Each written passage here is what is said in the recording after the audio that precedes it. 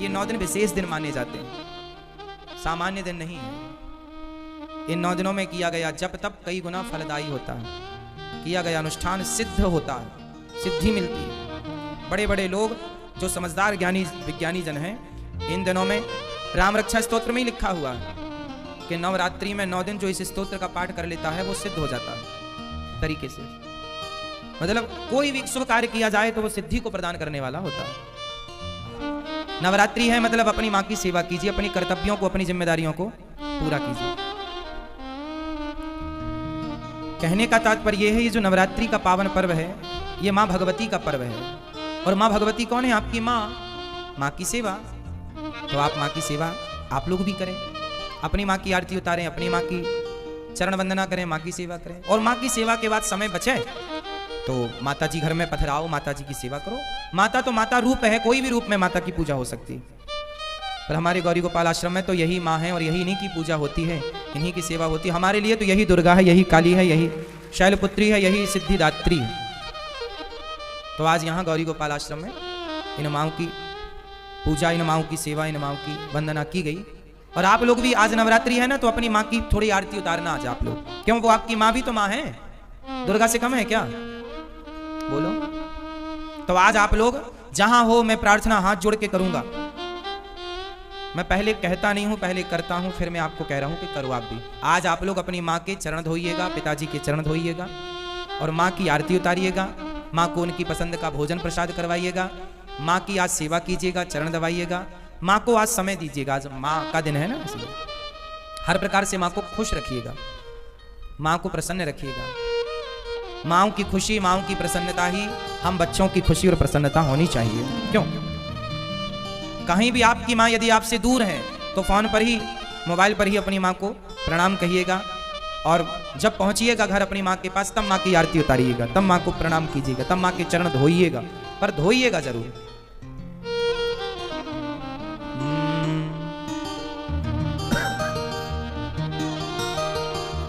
इसलिए माँ की वंदना हम लोग भूल गए हैं, अपने संस्कारों को कुछ याद नहीं है अब हम लोगों को। इसलिए कौन कौन मेरी बात से सहमत हैं कि आज से हम अपनी माँ को आरती उतारेंगे, उनको माला पहनाएंगे, उनकी सेवा करेंगे, उनको खुश रखेंगे? करेंगे ना? माँ बाप की पूजा ही कर लो साहब। दुर्गा मैया तो बहुत खुश है। दुर्गा माँ उनसे ज्यादा प्रसन्न होती हैं जो अपनी माँ को, अपने पिता को खुश रखते हैं। शुद्ध शुद्ध मेरी विनती है, आप सभी गौ माता को माँ समझें और उसे पालें पालें। इसी से हम सब भारतवासियों का कल्याण है। गौ माता का, जब देखो आप गैया पालेंगे तो आपके घर में बछिया भी होगी। उस बछिया का, उस गौ माता का मूत्र पीने से, गौ मूत्र, गौ अर्क पीने से क्या होता है? कोई बीमारी परेशान नहीं करती। गौ मूत्र ही सारी प्रकार की दवाई से हैवी है, ताकतवर है। इसलिए भगवान ने गोवर्धन उठाया, गोवर्धन अर्थात वृक्षों की रक्षा की। भगवान ने हमें यह प्रेरणा दी कि आप सभी से प्रार्थना है कि आप सभी बड़े प्रेम से, बड़े भाव से आप लोग क्या करें? वृक्ष लगाएं। वृक्ष एसी सब लगवा लेते हैं, आप अपने घर के चारों तरफ यदि वृक्ष लगवा लो, सुनो ध्यान से, आप अपना घर बनवाते हो ना, उस घर को बनवाने में घर के चारों तरफ 4-4 फीट जगह छोड़ दो। उससे क्या होगा? जब घर की परिक्रमा लग जाएगी तो घर में वास्तु दोष नहीं होगा। सबसे बढ़िया वो घर माना जाता है वास्तु के हिसाब से जिस घर की पूरी परिक्रमा लगाई जा सके। घर के चारों तरफ भले 2-2 फीट जगह हो, 4-4 फीट जगह हो, पर जगह होने से घर का वास्तु दोष मिट जाता है, घर में शुद्ध प्रकाश आता है। अब बाजू वाले ने अपनी दीवार खड़ी कर ली, आपने वो कमरा वहाँ है तो वो तो अंधकारमय है, बिजली जलाओ तो प्रकाश है। अरे खुद का वेंटिलेशन हो, खुद का प्रकाश हो और चारों तरफ जगह है तो आप चारों तरफ बढ़िया 3-3, 4-4 फीट की दूरी पे वृक्ष लगा दीजिए। अशोक के वृक्ष लगाइए, नीम का वृक्ष लगा दीजिए और भी वास्तु के हिसाब से जो बढ़िया वृक्ष हैं वो लगा दीजिए। घर में कीमती वृक्ष होना चाहिए। जिस घर में कीमती, सबसे कीमती वृक्ष कौन सा है? सबसे कीमती वृक्ष, आज भारत में सबसे महंगी लकड़ी किसकी है? सबसे महंगी लकड़ी है सागौन की। सागौन, सागौन की लकड़ी सबसे महंगी है। और शीशम, सागौन दरवाजे बनते हैं, सोफे बनते हैं, वो लकड़ी सबसे महंगी है। शीशम, सागौन से भी ज्यादा महंगी लकड़ी, हम तो हमारे यहाँ सागौन बोलते हैं, सागौन बोलते हैं, आपके यहाँ उसे क्या बोलते हैं, क्या बोलते हैं? दरवाजे सोफे सब बनते हैं उसके, बड़ा महंगा होता है ना। उससे भी महंगी लकड़ी होती है शीशम की। शीशम सबसे महंगी लकड़ी भारत में यदि है तो आज वर्तमान में शीशम है ना। ऐसा मेरा नॉलेज है, हो सकता है मेरा नॉलेज कुछ कम हो, है ना। हो सकता है मैं जिस वृक्ष की बात कर रहा हूं उसको आपके शहर में उस वृक्ष को दूसरा नाम दिया गया हो, है ना, ये कंफ्यूजन हो सकता है। पर शीशम हमारे यहाँ बोलते हैं। वो लकड़ी सागौन से भी ज्यादा कीमती होती है शीशम। और वास्तु कहता है कि जिस घर में सबसे कीमती लकड़ी होती है, घर में सबसे कीमती वृक्ष होता है, उस घर में रहने वाला व्यक्ति भी सबसे कीमती हो जाता है ना। आप लोग आर्टिफिशियल घर में पौधा लगाते हैं और नकली लगा रहे हैं। कहाँ नकली जिंदगी जी रहे हो भाई, सच्ची जिंदगी जियो। बहुत जी लिया नकली आपने। आप अपने घर में शीशम, वास्तु के अनुसार बोल रहा हूं मैं, महंगी कीमती बेश कीमती लकड़ी आपके घर में बेश कीमती वृक्ष होना चाहिए। है शीशम, सागौन। हमारे यहां घर के पीछे सागौन का वृक्ष लगा हुआ है। उससे क्या फायदा है? उससे यह फायदा है कि घर में ठंडक बनी रहती है। जब वृक्ष लगाएंगे तो एसी चलाने की भी जरूरत नहीं पड़ेगी। बहुत सारी गर्मी को वो कम कर देता। टेम्परेचर बाहर ज्यादा होगा पर आपके घर के चारों तरफ यदि बड़े कुछ वृक्ष लगा दिए जाएं तो अपने आप आपका टेम्परेचर आपके घर का कम हो जाएगा। भारत का हर व्यक्ति यदि अपने घरों में वृक्ष लगाने लग जाएं, वाटर हार्वेस्टिंग, छत का पानी जमीन पर डालने लग जाएं और गौ माता पालने लग जाएं, आपका घर नहीं रह जाएगा, स्वर्ग बन जाएगा। यही स्वर्ग के सुख हैं। गौ माता पाल लो, घर के चारों तरफ वृक्ष। पहले के घरों में वृक्ष होते थे। हमारा घर जब हम छोटे थे वहां पे घर के बीच में आंगन में नीम का वृक्ष लगा, बड़ा भारी, चारों तरफ छाया थी। अभी जहां हम रहते हैं वहां घर पीपल लगा हुआ, पीपल की छांव के नीचे घर है, पीपल है। 12 बजे 1 बजे दोपहर तक तो घर में धूप आती ही नहीं है, तो गर्मी का कोई प्रभाव नहीं। हम लोग खटिया डालकर पीपल की छांव में पूरी दोपहर गुजार दिया करते थे। ना लू लगती थी ना गर्मी लगती थी, आनंद से पीपल की छांव में रहते थे। कोई एसी नहीं, कोई कूलर नहीं, कोई पंखा नहीं, छांव, आनंद प्रकृति की देन है। आप भी अपने घर के आसपास वृक्ष लगाएं, हरा भरा जीवन जिए। ज्यादा शौक के चक्कर में ना पड़े। ये जो चमक वाली जिंदगी है, चमक वाली लाइफ स्टाइल लोगों की बनती जा रही है, ये हानिकारक है। आप जरा ठंडे दिमाग से सोचिएगा, जो हम कह रहे हैं वो सही है या गलत। मैंने तो कहा है, अनुभव कहा है, जिया है मैंने ऐसा जीवन गायों की सेवा के साथ, वृक्षों के साथ। इसीलिए मैं 1 करोड़, मुझे बड़ा दर्द हुआ कि आज वृक्ष कटते जा रहे हैं, कोई नहीं लगा रहा है। जो लगा रहे हैं सो मैं उन्हें प्रणाम करता हूं। तो आओ हम ही संकल्प लें कि 1 करोड़ वृक्ष लगाएंगे। अभी वृंदावन के यमुना के तट पर प्लान हमारा चल रहा है, अगले महीने से वृक्षारोपण होगा। 1 करोड़ वृक्ष लगाने का संकल्प है, जिसमें अभी 10,000 वृक्षों से हम इस वर्ष अभी अगले महीने शुरू करेंगे। 10,000 वृक्ष के साथ अगले महीने से हम वृक्षारोपण शुरू कर रहे हैं। इस वर्ष में लगभग 30, 40, 50,000 वृक्ष लग जाएंगे और ऐसे वृक्ष हर वर्ष लगाते लगाते ठाकुर जी चाहेंगे तो 1 करोड़ वृक्षों का मेरा सपना और मेरा संकल्प पूरा हो जाएगा। मैंने 3 बातें बड़ी महत्वपूर्ण आपसे कहीं। पहला गौ पालो, दूसरा जल बचाओ, तीसरा वृक्ष लगाओ। ये आप समझिए, औरों को समझ। इसी से हमारे भारत का उत्थान है। इसी से आज लोग अमेरिका जाते हैं, जापान जाते हैं, इटली जाते हैं, जर्मनी जाते हैं और जाकर वहां से जब भारत आते हैं ना, अरे जर्मनी तो बहुत अच्छा है, जापान तो बहुत अच्छा है, अमेरिका बहुत अच्छा है। हमने कहा भैया क्या अच्छा है? बोले वहां सड़क के किनारे किनारे वहां धूल है ही नहीं। इन देशों में बताते हैं धूल नहीं है। धूल क्यों नहीं है? क्योंकि अधिक वृक्ष, सड़क के किनारे किनारे इतने वृक्ष लगा डाले, इतनी घासें लगा डाली कि धूल को उड़ने का समय नहीं मिला। भाई हमारे यहाँ सड़क के किनारे धूल है, गाड़ियां चलती हैं सो धूल उड़ती है, पर वहां पर हाईवे में सब वृक्ष लगाए हैं और घास लगा दी। कहीं भी आप गाड़ी खोल के बैठ जाइए किसी भी वृक्ष की छांव में।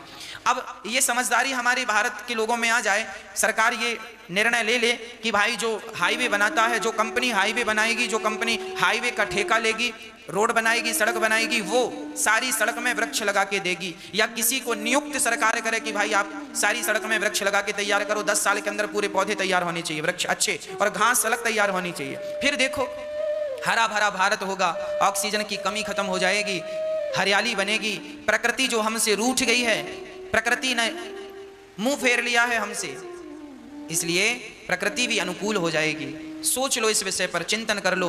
कल को जब तक तुम्हारा ख्याल आएगा ना ये सब करने का, तब तक कहीं देर ना हो जाए, है ना। इसलिए हम सभी को इन चीजों की ओर ध्यान देना चाहिए। हर व्यक्ति अपने घर पर वृक्ष लगाए, हर व्यक्ति गौ माता पाले, हर व्यक्ति बड़े प्रेम से जल का संरक्षण करे, जल बचाए। हैं? चलिए, आप सभी, मुझे विश्वास है मेरी बात समझ गए होंगे।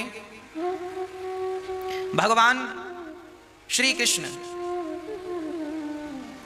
गोवर्धन उठाते हैं। सारे ब्रजवासी डर के कारण भगवान के पास, प्रभु बचाओ बचाओ, देखो इंद्र ने भगवान नाराज हो गए और पूरा पानी जल बरसा रहे हैं। भगवान बोले चिंता ना करो, हम हैं। जब जब संकट आया ब्रजवासियों पर, तब तब ब्रजवासी कहीं और ना जाकर केवल कृष्ण के सामने हाथ जोड़ते हैं।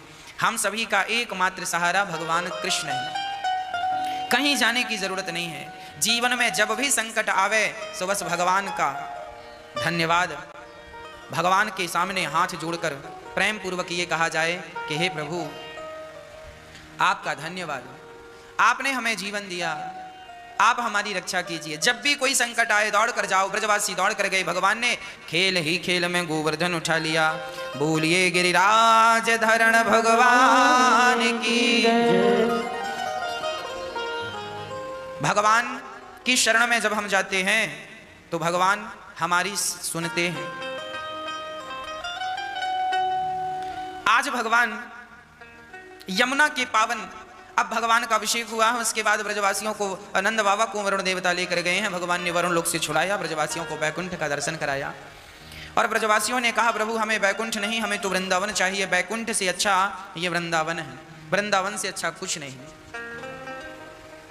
आज यमुना के तट पर बैठकर, हाँ प्रिय भक्तों, वृंदावन जैसा कुछ नहीं है, ये बिल्कुल सच्ची बात है। वृंदावन सो वृंदावन है, वृंदावन जैसा कुछ नहीं है।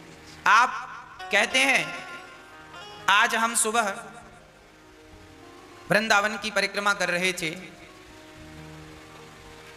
हम रोज ही वृंदावन की परिक्रमा करते हैं, नित्य परिक्रमा करने का संकल्प है, रोज परिक्रमा करते हैं वृंदावन की।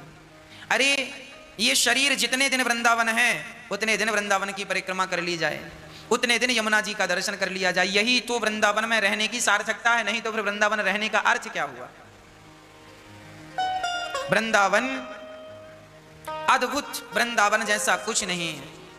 आज हम परिक्रमा लगाते हुए कह रहे थे मित्रों से, देखो जब हम सुबह गए 4:30 बजे, सुबह 4:30 बजे परिक्रमा में जब हम निकले तो हमने देखा मंदिरों में पूजा चल रही थी। परिक्रमा मार्ग में कुछ लोग परिक्रमा लगा रहे थे, भगवान का नाम जप रहे थे। हमने देखो ये वृंदावन है। क्या ऐसा दृश्य किसी शहर में मिलेगा? क्या 4:30 बजे किसी मंदिर में घंटी और भगवान का नाम सुनने को मिलेगा? पर ये वृंदावन है। यहाँ आप निकल जाओ, कहीं ना कहीं तुम्हारे कान में राधा नाम पढ़ ही जाएगा, कहीं ना कहीं तुम्हारे कानों में कृष्ण नाम पढ़ ही जाएगा। ये वृंदावन की धरती सबसे पावन धरती है। कुछ लोग कहते हैं अमेरिका अच्छा है, कुछ लोग कहते हैं जापान और पेरिस अच्छा है। मैंने कहा तुमने वृंदावन देखा नहीं है। जिस दिन वृंदावन देख लोगे तो अमेरिका और पेरिस और जापान तो यहाँ की धूल है, यहाँ की धूल है, यहाँ की धूल है। यहाँ तो यहाँ की जो रज है वो रज भी सबसे श्रेष्ठ है। ब्रज रज उड़ मस्तक पड़े तो मुक्ति मुक्त है जाए। सच कहता हूँ, वृंदावन सो वन नहीं, नंद गांव सो गांव, बंसी वट सो वट नहीं, कृष्ण नाम सो नाम। धन्य है ये वृंदावन।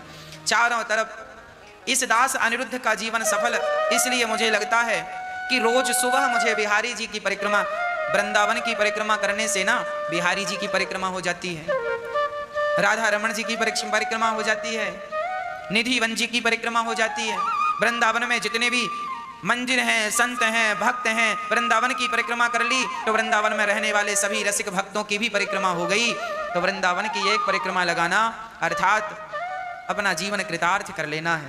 प्रिय भक्तों, आप अभी लॉकडाउन में घर में है ना, कोई बात नहीं, आप घर पे ही रहिए, पर मानसिक रूप से मन से बिहारी जी के चरणों में पड़े रहो, मन से वृंदावन में पड़े रहो। आपने कभी वृंदावन आकर यदि आपने बिहारी जी का दर्शन किया है तो उन लम्हों को याद करो, उस वक्त को याद करो जो बिहारी जी के सामने आपने वो वक्त गुजारा है। घर में घर में बैठे बैठे लेटे लेटे वो पल याद करो जो बिहारी जी के दर्शन करते हुए आपने वो पल, जो वृंदावन की परिक्रमा आपने कभी लगाई हो तो परिक्रमा लगाते हुए उस पल को याद करो कि आपने कैसे परिक्रमा लगाए। वो सारे अपने अच्छे दिन याद करो। जीवन में जब अच्छा समय आए तो उसका यही सदुपयोग है। भक्तों, सुबह सुबह रोज यहाँ भगवान का नाम है, कृष्ण की खुशबू है, राधा नाम की खुशबू है। आहा, ये वृंदावन जैसा कुछ नहीं है। सुंदर, क्या बताऊं, मेरे पास शब्द नहीं है इसकी व्याख्या करने के लिए, कोई शब्द नहीं। बस यही लगता है कि हम वृंदावन में नहीं बल्कि हम भगवान श्री कृष्ण की गोद में हैं। हम भगवान की गोद में हैं। उस श्याम सुंदर की गोद में सोने का, गोद में जाने का, गोद में सिर रख के बैठने का, लेटने का मन करता है।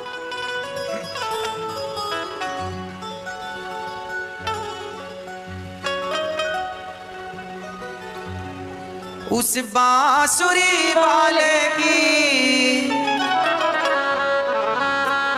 उस बांसुरी वाले की गोदी में सो जाऊं, मेरा जी करता है शाम के भजनों में खो जाऊं।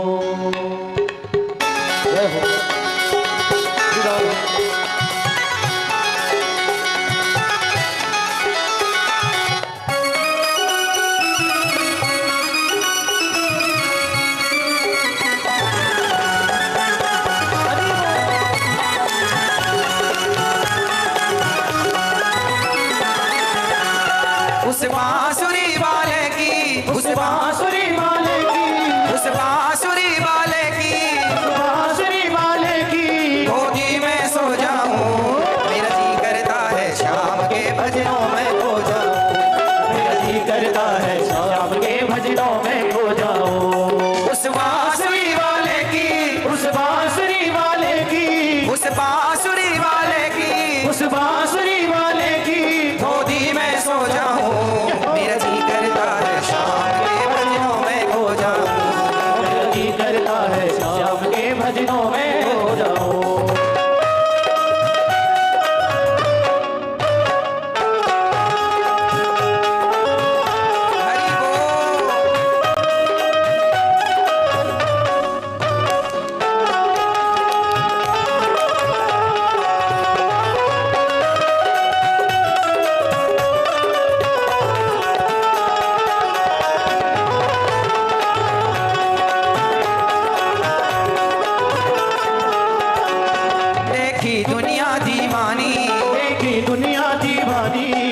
मतलब की मस्तानी, ये मतलब की मस्तानी, बिन मतलब रुख ना जोड़े यहाँ नित नित नई कहानी, बिन मतलब रुख ना जोड़े यहाँ नित नित नई कहानी।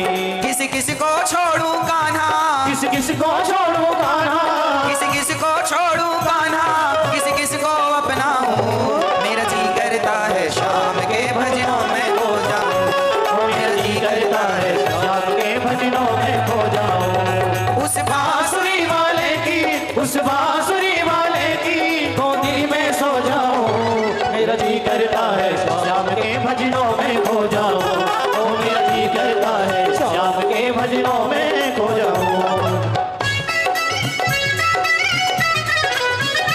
हरी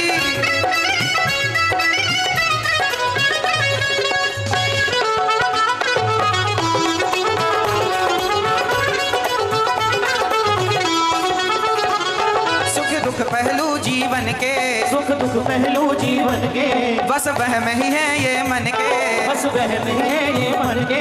कोई हंस हंस कर सहता है, कोई सहता है तन तन के, कोई हंस हंस कर सहता है, कोई सहता है तन तन के। जीवन की पहेली उलझी, जीवन की पहेली उलझी, जीवन की पहेली उलझी, जीवन की पहेली उलझी, कैसे मैं सुलझाऊं, मेरा जी करता है शाम के भजनों में खो जाऊं, मेरा जी करता है शाम के भजनों में खो जाऊं।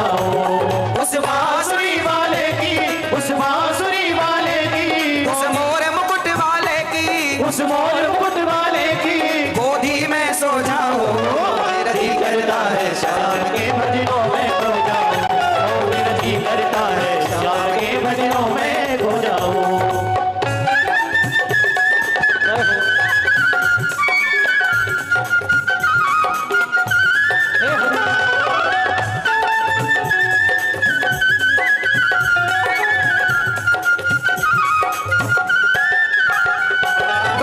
दुनिया के झूठे, बंधन दुनिया के झूठे, कोई माने कोई रूठे, कोई माने कोई रूठे, चाहे सारा जग चाहे छूटे, ये तार कभी ना टूटे, चाहे सारा जग ये छूटे, ये तार कभी ना छूटे।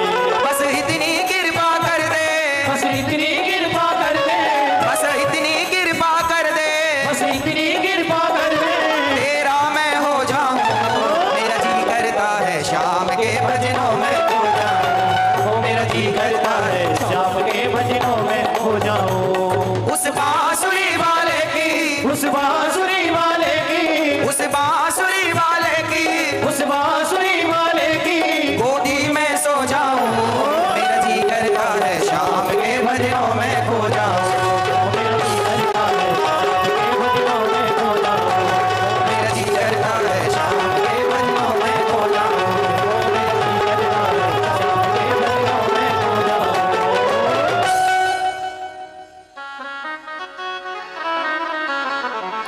उस मोर मुकुट वाले की,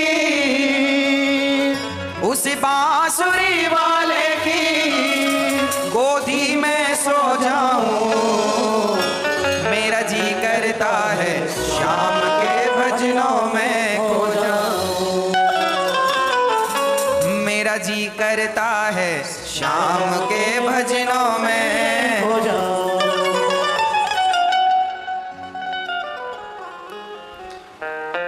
जब भगवान से हम प्रेम करेंगे तो भगवान की गोद भी हमें मिलेगी। भगवान अपने भक्त को कभी निराश नहीं करते। बड़ी अद्भुत महिमा है भगवान की, भगवान के भक्तों की और वृंदावन की।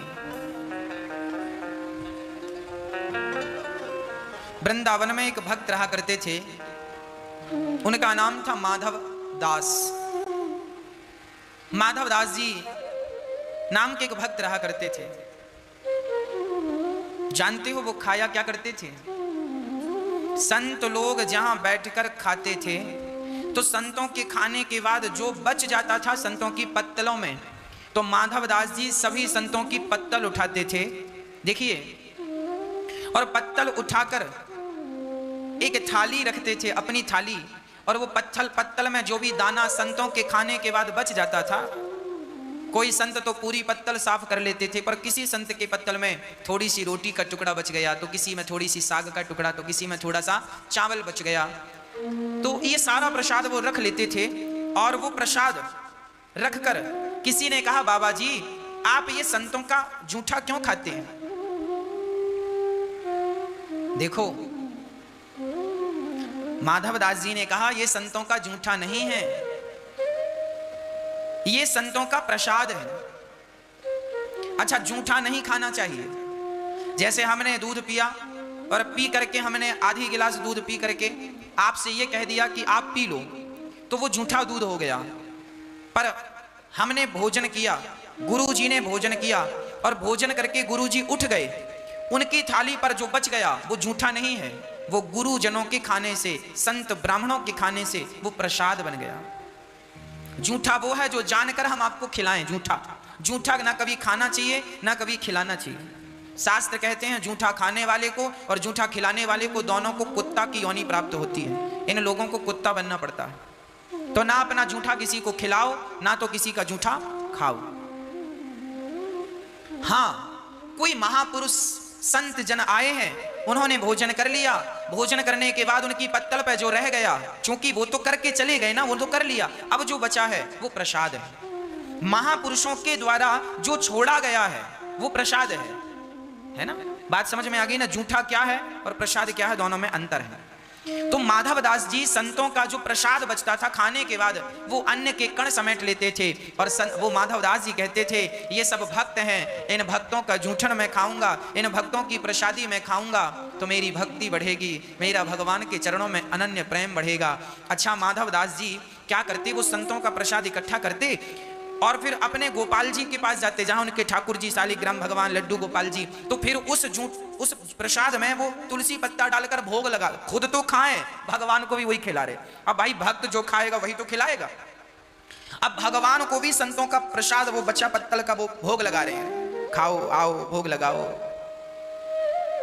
बड़े प्रेम से भोग लगा रहे हैं। रुचि रुचि भोग लगाओ मेरे मोहन, आओ भोग लगाओ मेरे मोहन, ऐसा भोग लगाओ मेरे मोहन, सब अमृत हो जाए मेरे मोहन। भगवान को भोग लगा रहे हैं।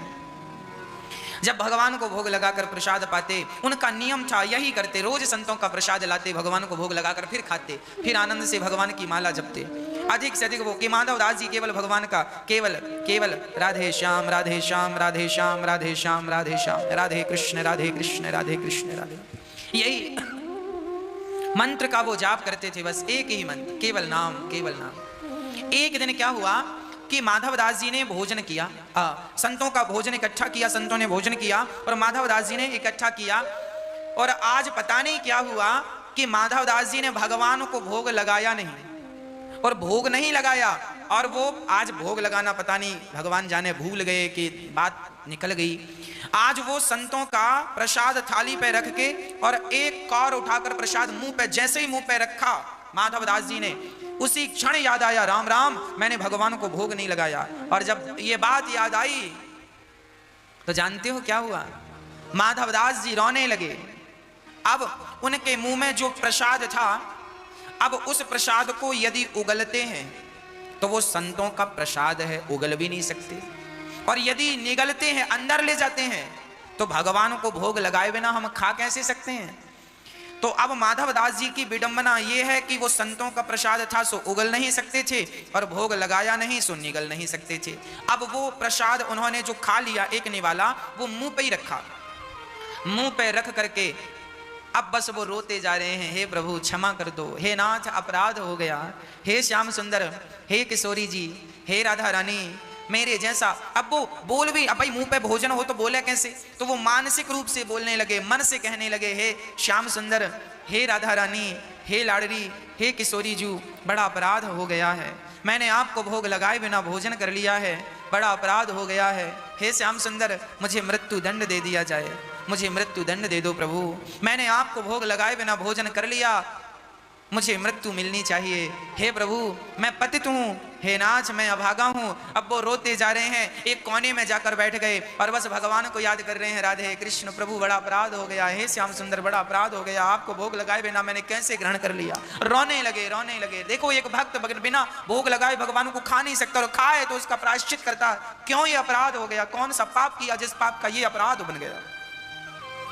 माधवदास जी बड़े प्रेम से कोने पर बैठे हैं, रोते रोते पूरा दिन निकल गया और कौर अभी मुंह में ही है, ना उगला जा रहा है ना निगला जा रहा है। पूरी रात बीत गई, दूसरा दिन आया, सारे संत भोजन करके रोज की तरह चले गए, पर आज माधवदास जी गए नहीं संतों का प्रसाद लेने, क्योंकि वो प्रायश्चित कर रहे हैं कि मैंने भगवान को भोग लगाए बिना कैसे ग्रहण कर लिया।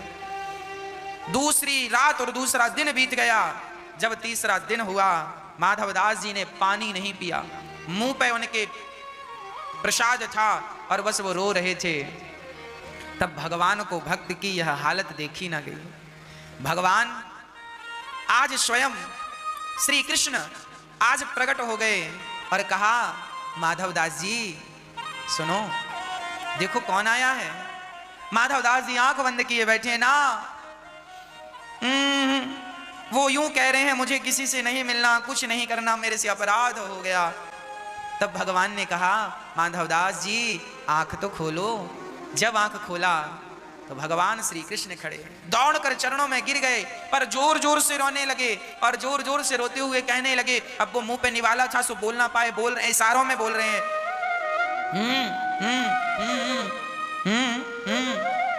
भगवान बोले माधवदास क्या कहना चाह रहे हो? माधवदास जी ये कह रहे थे कि प्रभु आप तो आ गए, लगता है हमारी किशोरी जी, हमारी जगत जननी, हमारी माँ, लगता है श्री राधा रानी नाराज हो गई क्योंकि हमने अपनी माँ को भोजन कराए बिना भोजन कर लिया। भगवान समझ गए, तुरंत भगवान ने राधा रानी का आवाहन किया, राधा आओ। और जब श्री राधा रानी आई, श्याम सुंदर आए, माधवदास जी को उठाया, कहा बेटा जो तुम्हारे मुंह में है वो हमने ग्रहण कर लिया, भोग लग गया, अब तुम खाओ, हम तो तुम्हारे भीतर ही बैठे हैं, जब तुम खाओगे ना तब तो हम खाएंगे। तब माधवदास जी ने उसे अंदर किया और अंदर किया, भगवान के चरणों में गिर पड़े और भगवान माधवदास जी से कहते हैं, वाह माधव, मैंने बहुत भक्त देखे पर तुम्हारे जैसा प्रेमी नहीं देखा, इतनी सी गलती की तुमने अपने आप को इतनी बड़ी सजा दी। माधवदास जी ने कहा, प्रभु गलती हुई है तो दंड तो मिलना चाहिए। मैंने आज पहली बार ऐसा हुआ कि मैंने आपको भोजन नहीं कराया प्रभु, बस इसका ही दंड मैं अपने आप को दे रहा था। चरणों में बार बार गिर के भगवान कृष्ण श्री राधा रानी के चरणों को चूमते हुए श्री माधवदास जी कृतार्थ हो गए, धन्य धन्य हो गए। प्रिय भक्तों, आपसे केवल इतनी प्रार्थना है, आप भी ये नियम बनाइए कि बिना भगवान को भोग लगाए हम भोजन नहीं करेंगे। आप ईश्वर के जितने करीब जाएंगे, आप ये समझ लीजिए कि ईश्वर भी आपके उतने करीब आएंगे। आप उनके लिए बढ़िए, वो आपके लिए बढ़ेंगे। आप उनकी तरफ जाओ तो सही, वो आपकी तरफ आने को तैयार हैं। आज भगवान यमुना के पुलिन तट पर खड़े होकर भगवान पिता रात्रि शरदोत्फुल्ल मल्लिका वीक्षरन्तुं मनश्चक्रे योग मायामुपाश्रितः।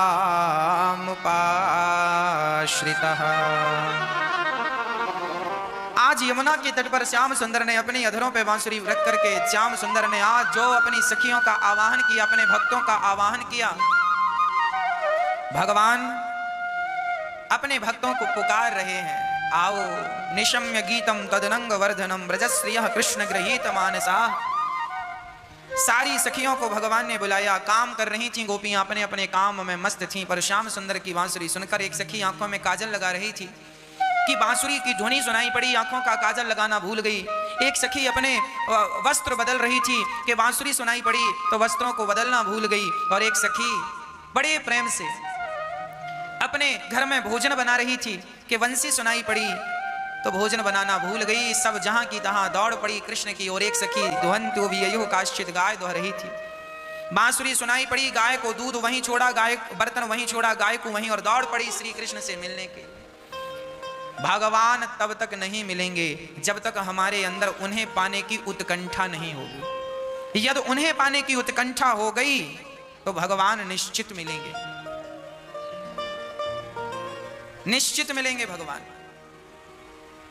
भक्तों, आप अपने जीवन में भगवान को प्राप्त करना चाहते हैं तो एक ही शर्त है। क्या? भगवान को पाना चाहते हैं तो उनके लिए तड़पना सीख लीजिए, उनके लिए रोना सीख लीजिए। जैसे मछली पानी के बिना मर जाती है, उसी तरह भक्त भगवान के बिना वैसे ही तड़पे। उनकी याद में उनको पाने के लिए जैसे एक मछली तड़पती है, वो तड़प हमारे अंदर नहीं है, इसलिए भक्त और भगवान की दूरी है। वो तड़प आ जाएगी तो ये दूरियां समाप्त हो जाएंगी। प्रिय भक्तों, आज सारी गोपियां अपना, एक सखी बच्चे को दूध पिला रही थी, स्तनपान करा रही थी कि बांसुरी सुनाई पड़ी, छोड़ दिया अपने बच्चे को और कृष्ण से मिलने के लिए दौड़ पड़ी। कृष्ण कृष्ण कृष्ण, मेरे प्यारे कृष्ण। कितना प्रेम था भगवान के प्रति। गोपियों का इतना समर्पण था, इतना प्रेम था कि काम का कोई स्थान नहीं था। हम लोग काम को बड़ा महत्व देते हैं। काम कर लें फिर भगवान से मिल लेंगे, काम कर लें फिर कथा सुन लेंगे, काम कर लें फिर वृंदावन चले जाएंगे। काम काम काम, जब तलक रहेगी जिंदगी फुर्सत ना होगी काम से। कुछ वक्त ऐसा निकालो कि प्रेम कर लो राम से, श्याम से। भगवान के लिए समय होता नहीं है, बस निकालना पड़ता है। प्रिय भक्तों, भगवान की तरफ सारी गोपियां बड़े प्रेम से बढ़ी, कृष्ण बुला रहे हैं, पुकार रहे हैं। और जब गोपियां आईं तो भगवान ने गोपियों से कहा, स्वागतम वो महाभाग प्रियम किम करवाणि वह ब्रजस्य नामयं कश्चित् ब्रूता गमन कारणम। आओ सखियों, स्वागत है, स्वागत, आओ हम आपका स्वागत करते हैं। सारी गोपियां आई, भगवान ने सबका स्वागत किया। स्वागतम वो महाभागः प्रियम किम करवाणि वह ब्रजस्यानामयं कश्चित् ब्रूता गमन कारणम। सारी सखियां आईं, भगवान ने कहा, देवियों स्वागत है, ये बताओ यहाँ क्यों आई हो? गोपियों ने कहा, कन्हैया आपने बुलाया, हम चली आई। अच्छा तो आ गई हो ना, दर्शन कर लिया ना, अब जाओ। जब भगवान ने ये कहा कि जाओ, तो मानो गोपियों के प्राण निकल गए, ऐसी स्थिति उत्पन्न हो गई। एक सखी पांव के अंगूठे से पृथ्वी खोदने लगी। भगवान ने कहा, ये क्या कर रही हो? बोले, गड्ढा खोद कर मर जाएंगी, डूब कर उसमें समा कर, पर तुम्हें छोड़कर नहीं जाएंगी। वाह, ऐसा प्रेम किसी का हो जाए कि भगवान के बिना नहीं रह सकती, जैसे मछली का प्रेम पानी से है। वाह, मछली का प्रेम पानी से इतना है कि वो पानी के बिना नहीं रह सकती।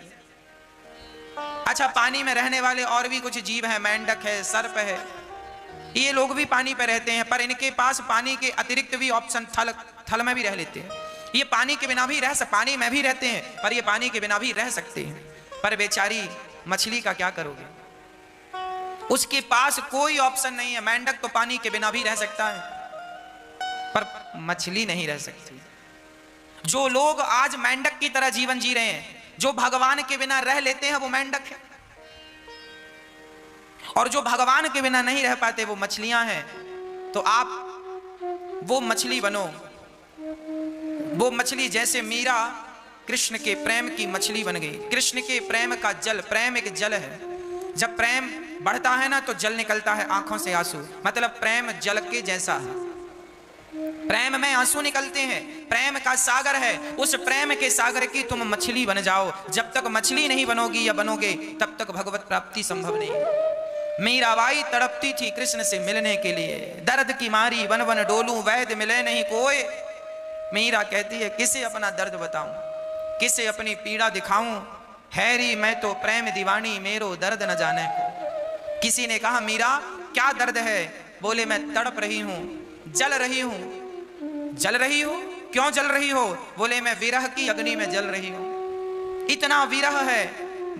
मीराबाई कुछ कहती बाद में रोती पहले, बस कृष्ण कब मिलोगे, कृष्ण कब मिलोगे। वो प्रबल उत्कंठा हुई तो भगवान की प्राप्ति हो गई। जब तक हमारी उत्कंठा नहीं होगी, तब तक भला भगवान की प्राप्ति कैसे संभव है? गोपियां आई, भगवान ने कहा चली जाओ। भगवान ने गोपियों को पातिव्रत धर्म का उपदेश कर दिया। कौन सा उपदेश किया? पतिव्रता धर्म का। जाओ अपने अपने पतियों की सेवा करो, बिना पति के आपका कल्याण नहीं है। भगवान गोपियों से कहते हैं कि किसी भी हाल में स्त्री को अपने पति का त्याग नहीं करना चाहिए। हाँ, बिना पति के जीवन बेकार है। बिना पति के जीवन वैसा ही सूना है जैसे बिना मूर्ति के मंदिर सूना होता है। बिन परमेश्वर सूना मंदिर, बिंदिया बिना लिलार सूना, पति बिना संसार सूना, पति बिना संसार। बिन परमेश्वर सूना मंदिर, बिन परमेश्वर सूना मंदिर, बिंदिया बिना लिलार सूना, पति बिना संसार सूना, पति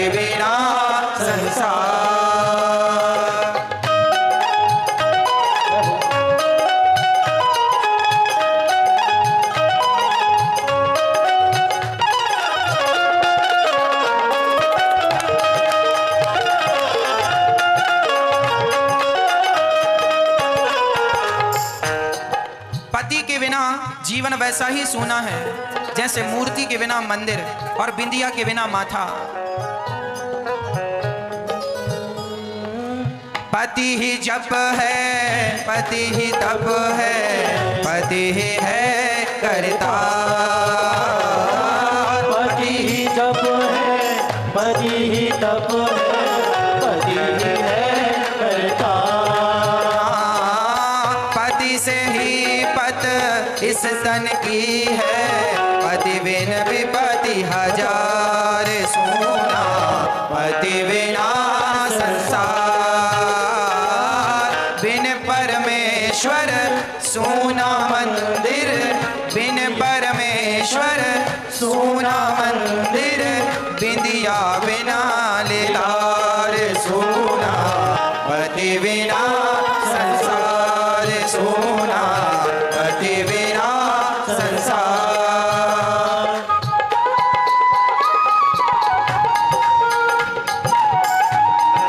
हरि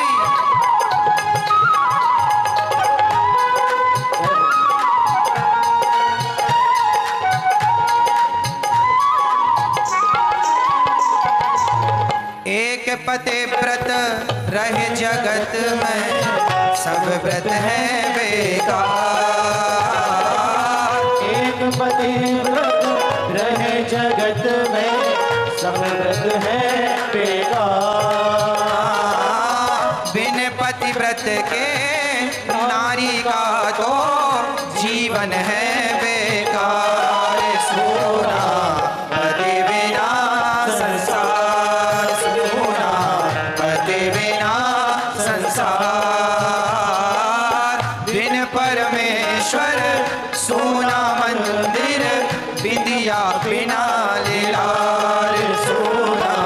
पति बिना संसार सोना, पति बिना संसार।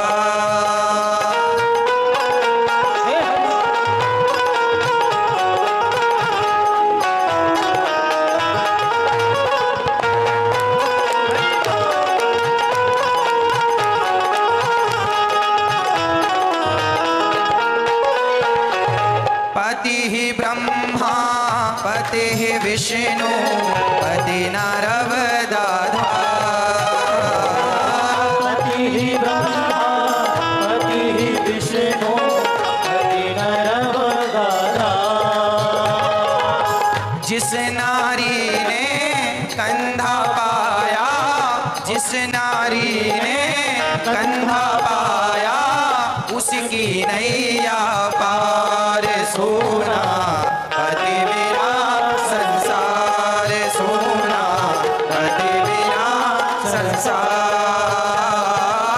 बिन परमेश्वर सोना मंदिर, बिंदिया बिना लीलार सोना। पति बिना संसार सोना, पति बिना संसार सोना, पति बिना संसार।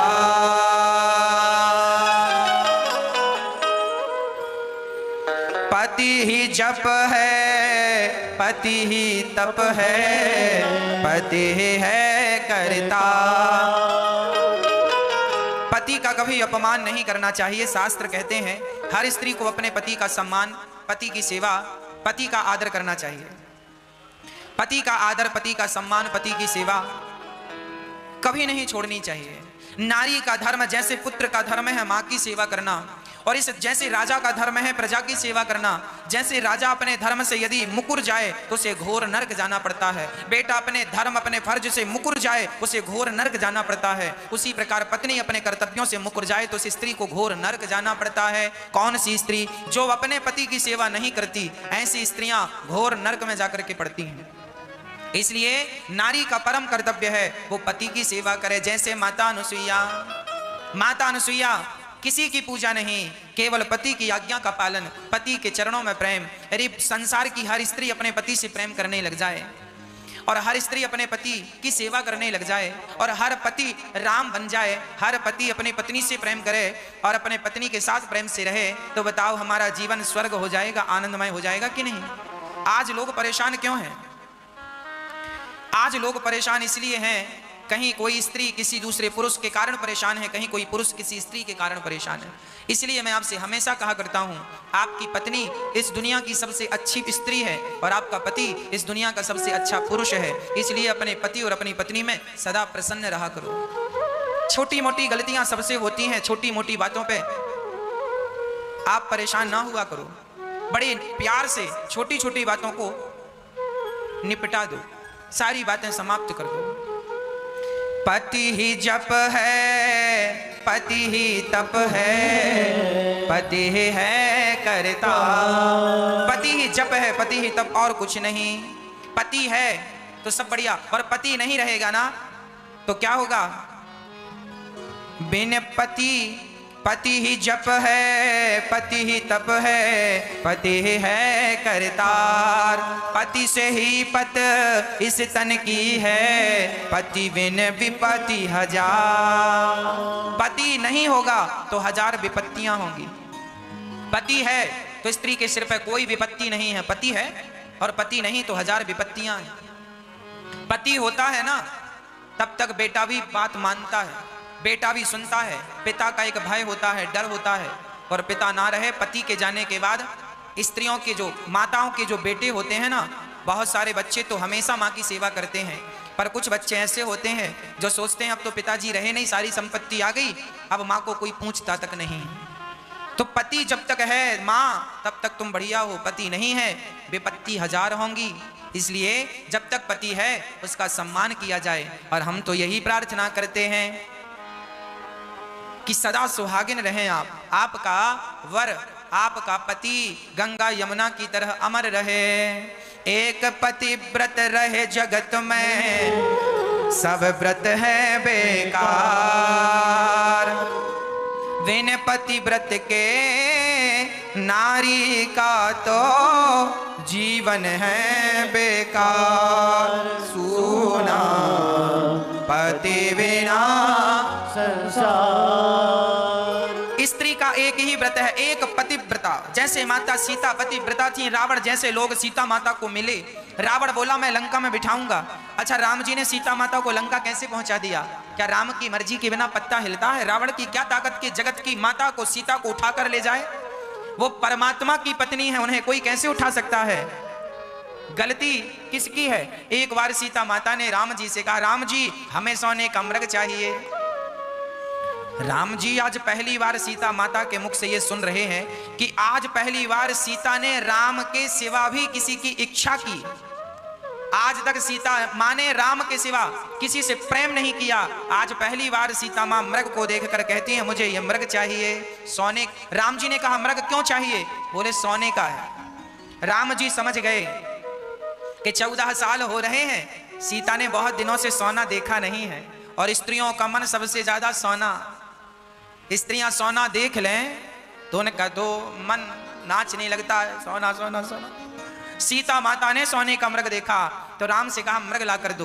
राम जी ने कहा क्या तुम्हें मृग की चाहत है तो कोई दूसरा भी मृग ला कर दे दूं? बोले ना, दूसरा नहीं, मुझे ये सोने वाला चाहिए। राम जी समझ गए कि सीता के अंदर सोने की इच्छा है, सोने को पाने की चाहत है। तो राम ने कहा सीता सोने का मृग क्या लेती हो, हम तुम्हें सोने की लंका में बिठा देते हैं, जाओ। रावण आया, राम की प्लानिंग, रावण आया और सीता को लेके गया। माँ जी सोना देखना, आओ लंका। रावण कोई गलत भाव से सीता का हरण नहीं किया, राम जी की इच्छा के बिना पत्ता नहीं हिलता। तो मुझे तो लगता है कि रावण भी आया तो राम जी की इच्छा से ही आया, क्योंकि उनकी मर्जी के बिना तो पत्ता। अच्छा, रावण आया क्यों? क्योंकि सीता माँ की इच्छा है सोना। तो माता जी इतना सा मृग सोने का क्या देखती हो, चलो पूरी लंका। हेलीकॉप्टर में बिठाया रावण, जहाज और खुला हेलीकॉप्टर, पुष्पक विमान, वहां बिठाकर और सीता जी माता जी से कहता है रावण चलो अब लंका। लंका ले गया, पूरी लंका घुमाया, देखो ये सोने की लंका। एक सोने के मृग में मन लगाने से सीता माता की क्या हालत हुई, कितना कष्ट उठाना पड़ा। जब स्त्री अपने पति के सिवा भी कुछ और चाहती है, उसी दिन से उसकी उल्टी गिनतियां चालू हो जाती हैं, उसके जीवन में दुख चालू हो जाते हैं। इसलिए कभी अपने पति के सिवा आप कोई चीज ना चाहिए, कोई वस्तु ना चाहिए। सोना चांदी हीरा मोती से इतना प्रेम ना कीजिए, अधिक से अधिक प्रेम अपने पति से कीजिए। पति ही परमेश्वर है, पति को इस भाव से प्रेम कीजिए कि ये पति भगवान है, परमेश्वर है। एक पति व्रत रहे जगत में, सब व्रत हैं बेकार। बिन पतिव्रत के नारी का तो जीवन है बेकार, सोना पति बिना संसार। पति के बिना सब सूना है। इसलिए एक पतिव्रता, जैसे माता अनुसुईया पतिव्रता है, हर नारी पतिव्रता हो, अपने पति के सिवा स्वप्न में भी किसी पराये पुरुष का चिंतन ना हो। माता सीता जी लंका में रहीं, रावण ने बहुत नाना प्रकार से लोभ दिया, हमारी रानी बन जाओ। सीता माँ ने कहा हम जंगल में रह लेंगी, जंगल में रहकर मर जाएंगी, पर अपने पति के सिवा किसी पराये पुरुष को देखना भी पसंद नहीं करेंगी। ये भारत की नारी का चरित्र है। देखिए जरा, ऐसा चरित्र हर स्त्री का होना चाहिए। हर स्त्री पतिव्रता हो। सोचो, हर स्त्री पतिव्रता हो जाए और हर पुरुष पत्नी व्रता हो जाए तो बताओ फिर ये जो देश में चल रहा है उल्टे सीधे काम, किसी को कोई देख रहा है, किसी को कोई, अपने आप ये सब समाप्त हो जाएगा कि नहीं? इसलिए कहते हैं प्रजा को धार्मिक होना चाहिए। जिस राजा की प्रजा धार्मिक होती है, अरे भाई ये विचार किसके अंदर आएंगे? जो व्यक्ति धार्मिक होगा वही तो पराई स्त्री को मां, बहन और बेटी मानेगा। धार्मिक नहीं होगा तो वो गंदी निगाहों से तो देखेगा। राम जी के पास भी एक स्त्री चलकर आई, नाम था सूर्पणखा, पर राम जी ने सूर्पणखा को नहीं देखा, मां कहकर बुलाया, तुम मां हो। और रावण को अकेले में एक स्त्री मिल गई तो उठाकर ले आया। यही राम और रावण में अंतर है। राम को स्त्री अकेले मिल जाए तो राम उसे मां कहकर संबोधित करते हैं, और रावण को कोई महिला अकेली मिल जाए तो उठाकर लंका ले आता है, मेरी मां। इसलिए प्रजा को कैसा होना चाहिए? बेटी को, बेटे को, पत्नी को, पति को, हमको, आपको, सबको धार्मिक होना चाहिए। जब हम धार्मिक होंगे, मेरे सामने 1 लाख रुपए या 1 करोड़ रुपए पड़े हों, मैं तो ना देखूं उसे पलटकर। क्यों ना देखूं? क्योंकि मुझे पता है पराई संपत्ति हमारे लिए माटी है, हमारी मेहनत की कमाई 1 रुपए हमारे लिए लाखों के बराबर है। हमारे अंदर ये धार्मिकता है, इसलिए तो ऐसी सोच है। धार्मिकता ना होती, ईश्वर के प्रति आस्था और धर्म का बोध ना होता तो फिर हम भी उठा लेते कि चलो क्या जा रहा है, उठा लो, पैसे पड़े उठा लो, क्या नुकसान है। आज लोग धार्मिक नहीं है, इसलिए तो झूठ बोलने में संकोच नहीं करते। आज लोग धार्मिक नहीं है, इसलिए अभी मैंने सुना कि एक हॉस्पिटल में, आपने भी सुना होगा, एक हॉस्पिटल में ये कहकर कोई कोरोना के मरीज जाते हैं ना, तो एक हॉस्पिटल में कोरोना के मरीजों को भर्ती करके, और मैंने सुना कि उनकी किडनियां निकाल कर बेची जा रही हैं हॉस्पिटल के द्वारा। परिजनों को, घर वालों को बॉडी इसलिए नहीं दिखाई जा रही है कि ये तो कोरोना का मरीज है, देखोगे तो कोरोना फैलेगा। इसके नाम पर लोग ना जाने क्या क्या कर रहे हैं। धार्मिक होते तो मरे हुए व्यक्ति के शरीर से क्या उसके अंग निकालकर चोरी चोरी बेचते? धार्मिकता होती तो ये अपराध कोई कैसे करता? आज व्यक्ति पढ़ लिख गया है, क्योंकि अनपढ़ आदमी तो किडनियां निकाल नहीं सकता ना, पढ़ा लिखा ही निकालेगा। तो आप पढ़ लिख गए हैं पर धार्मिकता आपके अंदर नहीं आई, आप धार्मिक नहीं हुए। इसलिए कहता हूं सबके पीछे धर्म जुड़ना जरूरी है। सब धार्मिक हों। जब सब धार्मिक होंगे तो पाप, भ्रष्टाचार सब खत्म, अन्याय सब खत्म हो जाएगा। लोग झूठ बोलना पाप समझने लगेंगे। कब? जब आपके अंदर धर्म प्रवेश कर जाएगा। अभी धर्म प्रवेश नहीं है तो फिर कुछ भी कर रहे हैं लोग, जो मन में आया कर लिया, डर ही नहीं। लोग कहते हैं हम ब्रह्मा को नहीं डरते, लोग कहते हैं हम तो ब्रह्मा को नहीं डरते। जब इन्हें डर ही नहीं है तो इनको पाप करने से फिर रोकेगा कौन? रोकने वाला डर ही तो है। और डर कब होगा? जब आपको धर्म का ज्ञान होगा। धर्म का ज्ञान होगा, धार्मिक होंगे आप, तो आपको पता चल जाएगा कि क्या सही है और क्या गलत है, क्या न्याय है और क्या अन्याय है। जज आपको क्या जजमेंट देंगे? धार्मिक हो जाएंगे तो आप खुद जज बन जाएंगे, आप खुद गलत नहीं करेंगे क्योंकि आपको पता है। प्रिय भक्तों, स्त्री धार्मिक हो, पुरुष धार्मिक हो, बेटी बेटा सब धार्मिक हो। मैं तो ये चाहता हूं गलत करने की वृत्ति किसी की ना हो, गलत कामों में प्रवृत्ति कोई ना हो, गलत कामों में कोई उलझे नहीं। पति ही ब्रह्मा, पति ही विष्णु, पति नरवदाधार। जिस नारी ने कंधा पाया उसकी नैया पार, सुना पति बिना संसार। पति ब्रह्मा, जब तुम पत्थर में भगवान को देख सकती हो तो भगवान पति में क्यों नहीं देख सकती हो? मां, पत्नी को चाहिए पति में ईश्वर का दर्शन करे। पत्नी को चाहिए वो पति में नारायण का दर्शन करे, और पति को चाहिए कि वो अपनी पत्नी में लक्ष्मी का दर्शन करे। स्त्री का सम्मान पुरुष और पुरुष का सम्मान स्त्री। आप एक दूसरे का ध्यान रखिए, एक दूसरे को मार्ग ना भटकने दीजिए, सारा देश मार्ग भटकने से बच जाएगा। बस अपना अपना ख्याल रखिए, अपने अपने परिवार को लेकर चलिए। बस छोटी मोटी बातें सबके यहां होती हैं, उन बातों में ध्यान देने से कोई लाभ नहीं। जीवन बहुत छोटा है, पता नहीं कब पूरा हो जाए, कब बुलावा आ जाए, इसलिए बड़े बड़े प्रेम से भगवान का चिंतन हम सबको करना चाहिए। बात ऐसी है, एक दिन हमारे मित्र ने एक सत्य घटना हमसे कही। उन्होंने कहा कि एक दिन हम अखबार पढ़ रहे थे और अखबार में लिखा था कि हमारी मृत्यु हो गई। हमें लगा अखबार में मृत्यु की घटना, ये तो गलत है। हम जिंदा बैठे हैं और अखबार में लिख दिया कि फलाने मर गए। हमने अखबार पढ़ा और हंसते हुए बाहर देखा, अखबार वालों ने भी मजाक किया है। बाहर देखा, ये बिल्कुल एक सत्य घटना बोल रहा हूं। एक आदमी अखबार पढ़ रहा था और अखबार में उसने अपनी खबर पढ़ी कि मैं मर गया हूं, और वो बैठा खुद की खबर पढ़ रहा मरने की, पता नहीं अखबार वालों ने छाप दिया। उसने बाहर देखा झांक कर, तो सचमुच उसके घर में भीड़ लगी थी। वो बाहर गया, अरे देखा तो मां रो रही, पत्नी रो रही, पुत्र रो रहा, रिश्तेदारों गांव वाले इकट्ठे। ध्यान से देखा तो एक आदमी मरा पड़ा था। उसने और ध्यान से देखा तो वो उसकी लाश थी। अरे मैं तो जिंदा हूं, पर ये लाश मेरी है। वो अपनी मां के पास गया, मां क्यों रो रही हो? वो कह रहा है मां क्यों रो रही हो, पर मां सुनने को तैयार नहीं। वो मां के कंधे पे हाथ रखे, उसका हाथ इस पार आ जाए। पत्नी के पास गया, क्यों रो रही हो? पत्नी सुनने को तैयार नहीं। कोई सुनता ही नहीं। वो सबको देख रहा था, पर शायद उसे कोई देख नहीं पा रहा था। सच्ची बात यही थी कि वो सच्ची में मर गया था। उसका सूक्ष्म शरीर, जिसे कहते हैं आत्मा, भटक रही है। उसकी भटकती हुई आत्मा थी।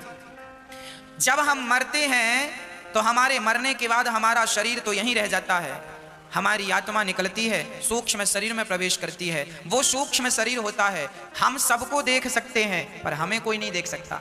वो सबको चुप करा रहा है, मां मत रो, मैं तो हूं। अब वो समझ गया कि मैं सचमुच मर गया हूं और मेरी आत्मा भटक रही है। वो पत्नी के पास गया, मां के पास गया, पिता के पास गया, पर कोई लाभ ना हो सका।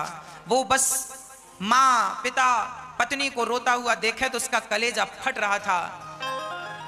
पत्नी का रोना उसे देखा नहीं जा रहा था, बच्चों का रोना देखा नहीं जा रहा था।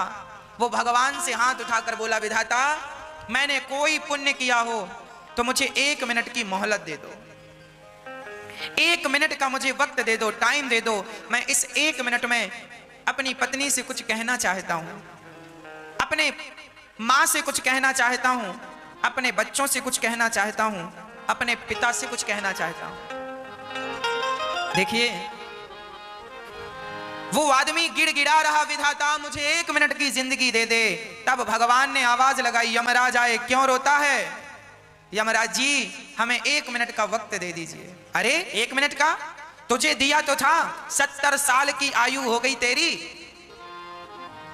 70 वर्ष हो गए तेरी जिंदगी को, अब 1 मिनट का क्या करेगा? बोले मैं अपनी पत्नी से कुछ कहना चाहता हूं। अच्छा 70 सालों में क्यों नहीं कहा? तब जिंदगी की कीमत पता नहीं थी, आज मरा तो पता चला जिंदगी की कीमत क्या है। जो वक्त आपके पास, कहते हैं ना, जब वक्त था, जब हमारे पास वक्त था, जब हमारा वक्त था तब हमारे पास वक्त नहीं था।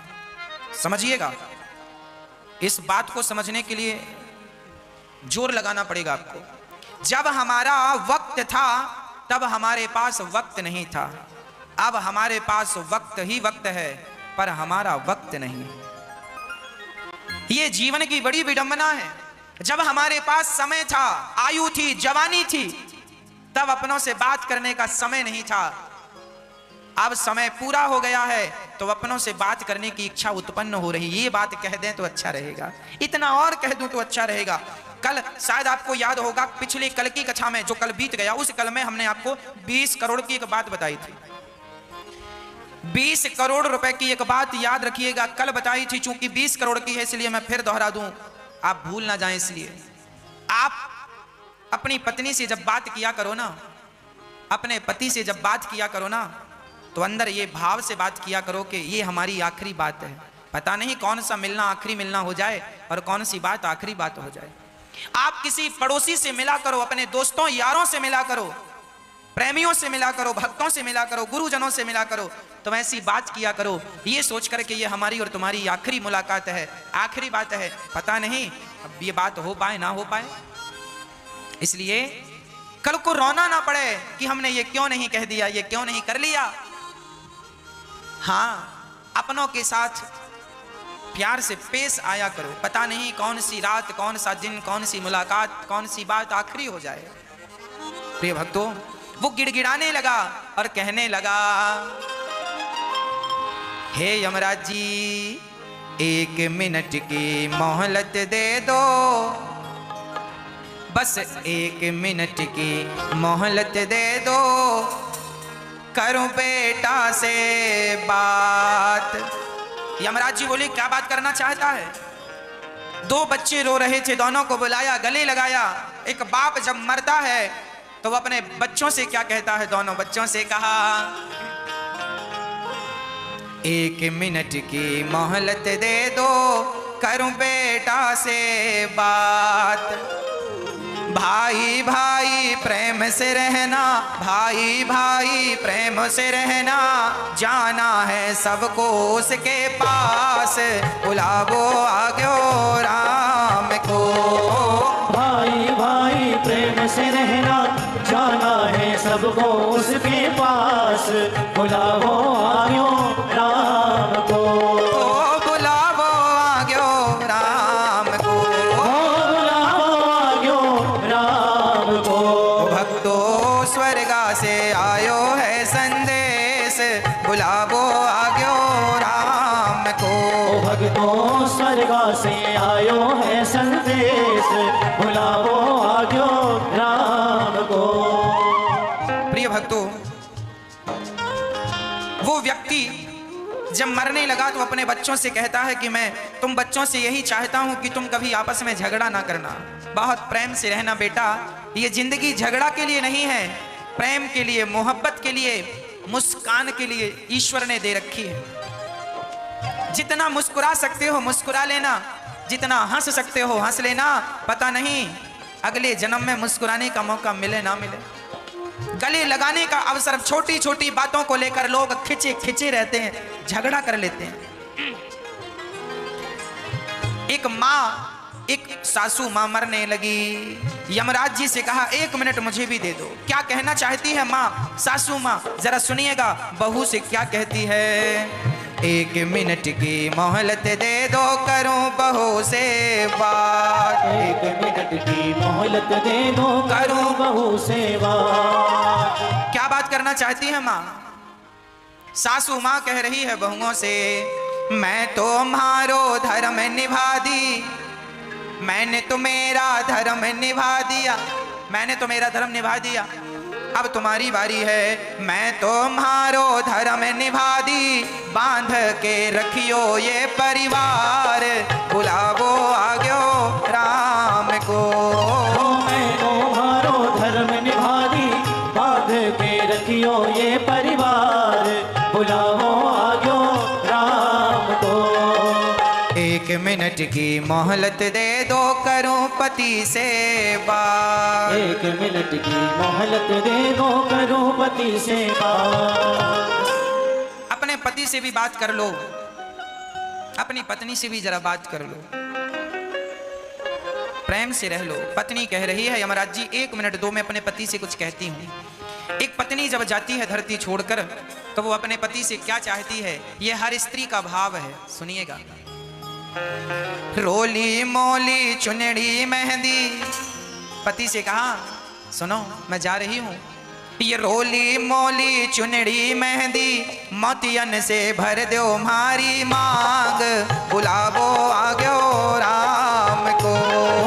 रोली मोली चुनड़ी मेहंदी, मोतियन से भर दो हमारी मांग, बुलावो आयो राम को।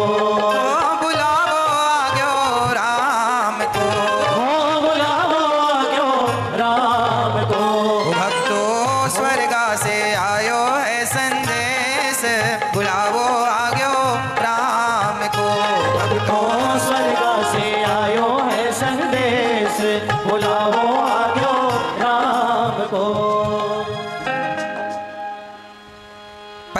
कब बुलावा आ जाए।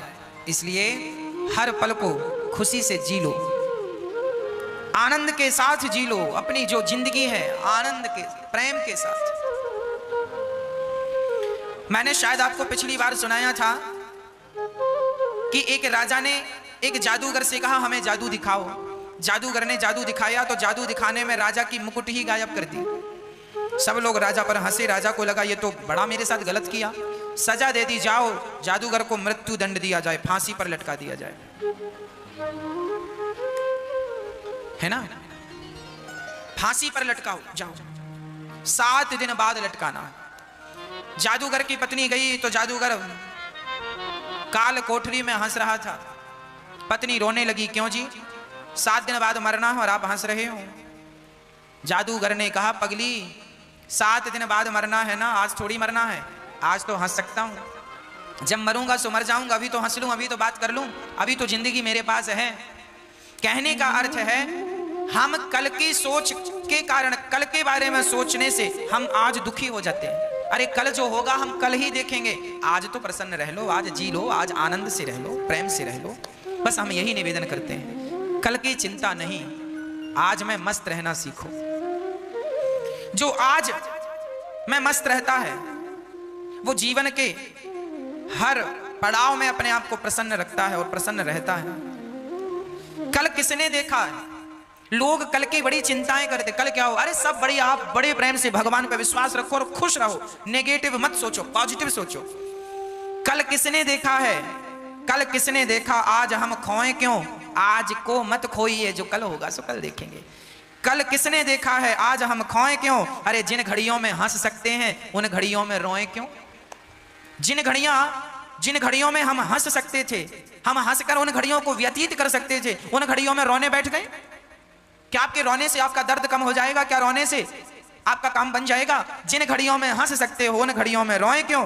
गाए जा मस्ती के तराने, ठंडी आहें भरना क्या? अरे मौत आएगी तो मर भी लेंगे, मौत से पहले मरना क्या? मौत आएगी तो मर लेंगे, पर मौत के पहले घुट घुट के मरना क्या? हाँ, मुकद्दर का लिखा मिटता नहीं आंसू बहाने से। सुनिएगा, मुकद्दर का लिखा मिटता नहीं आंसू बहाने से। अरे जो होनी है वो होके रहेगी किसी भी बहाने से। जो होना है वो होके रहेगी, उसे आप और हम टाल नहीं सकते। इसलिए रोकर ना जिंदगी गुजारी जाए, हंसते हुए मुस्कुराते हुए जीवन में प्रेम के साथ जीवन यापन किया जाए। एक दूसरों को मुस्कान देते हुए जीवन आगे बढ़ाया जाए। सदा पॉजिटिव रहना चाहिए, नेगेटिविटी को प्रवेश मत दो। भगवान ने गोपियों से कहा स्वागत है आपका, आओ हम क्या सेवा करें आपकी। भगवान ने गोपियों से कहा अपने अपने परिवार को छोड़कर आई हो, ये तो तुमने ठीक नहीं किया ना, जाओ अपनों के बीच में रहो। प्रिय भक्तों, मुझे अपनों की जब मैं बात करता हूं तो मुझे तो केवल माँ की याद आती है। एक छोटा सा बालक था, सुनिएगा, एक छोटा सा बालक था, एक दुकान पर गया और बोला भैया क्या भगवान मिलेंगे? दुकान वाला बोला कितने पैसे लाए हो? बच्चा बोला 1 रुपए लाया हूं। क्या मुझे 1 रुपए में भगवान मिलेंगे? दुकानदार बोला पागल हो गया है बालक, चल यहां से भाग जा। दुकानदार ने बालक को डांट करके भगा दिया। बालक दूसरी दुकान पे गया, वहां जाकर बोला भैया क्या हमें भगवान मिलेंगे? दुकानदार ने